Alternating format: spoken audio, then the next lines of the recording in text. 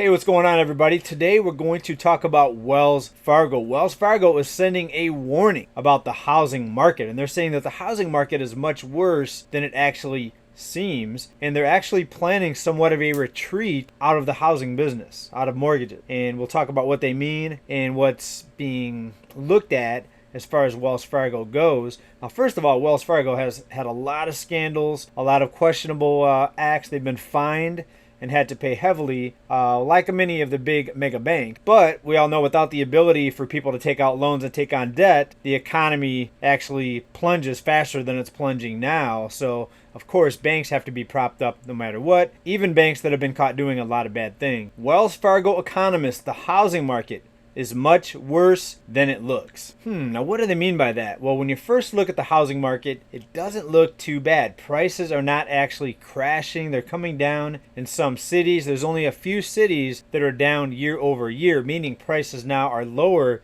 than last year. San Francisco Bay Area is one of them. Chicago, Illinois is another one of them.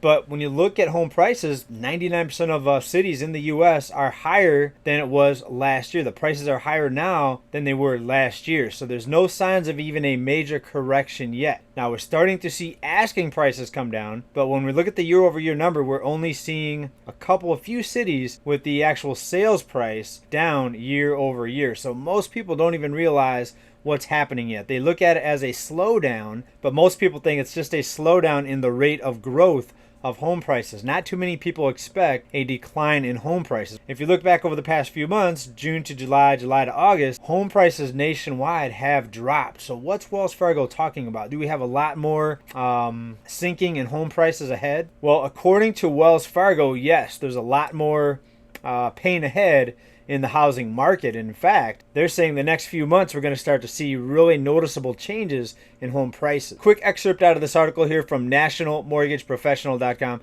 There's no question that the housing market has long lost momentum and continued to lose momentum in July. Venture told the Times in an article published Wednesday, when we get to the June, July, and August data, I think we'll see substantially more weakness in the West and probably more weakness across the country. Now, when he's talking about June, July, and August, of course, those months have passed, but he's talking about the data that's going to come out of those months that we'll see here in the next few months. Remember, data lags, the sales data and the price data generally lags about 2 months. If you're looking at the Case-Shiller Home Price Index, that's even a further lag. Article continues, earlier this month, Redfin reported about 16% of home purchase agreements were canceled. We reported on that at the time. Home buyers backing away. They're starting to get a little bit freaked out when they look at all the debt that they have and when they look at the home prices and the fact that the home prices are starting to come down now. That was the highest rate of cancellation in over 2 years since the health crisis time frame at the beginning. Remember, people were backing out of mortgages at the beginning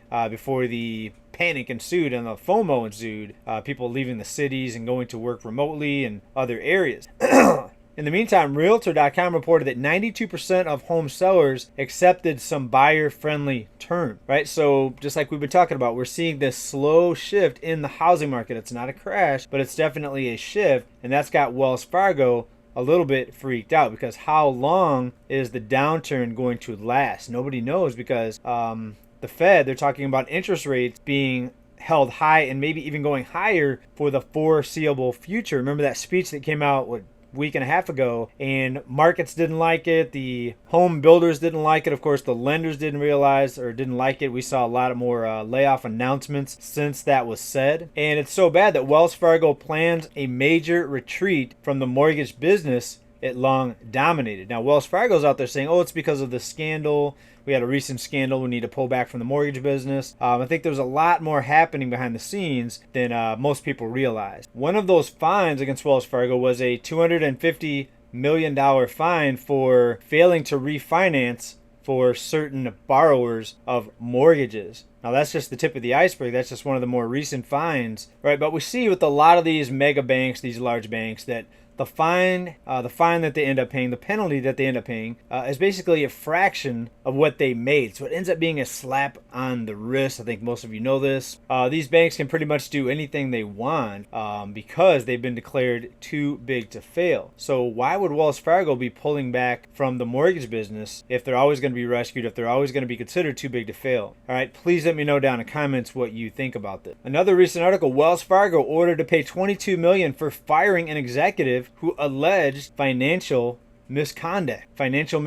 So if you go tell what your company's doing, they're going to retaliate and fire you, according to what Wells Fargo did here. It's kind of like the snitches get stitches type of thing.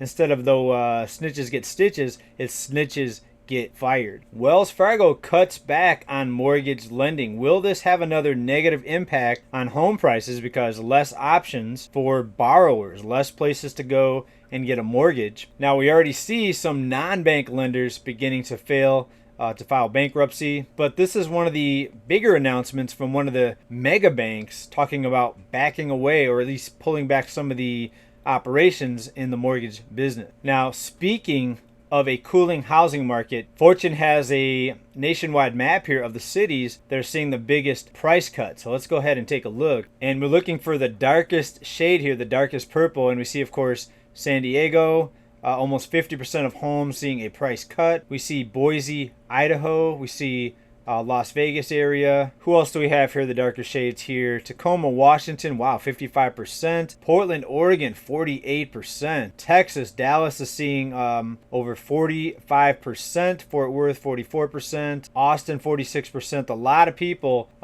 fled the coastal states to Texas. Remember that. San Antonio, 44%. And Indiana City here. Wow, Indianapolis, 51%. Wow.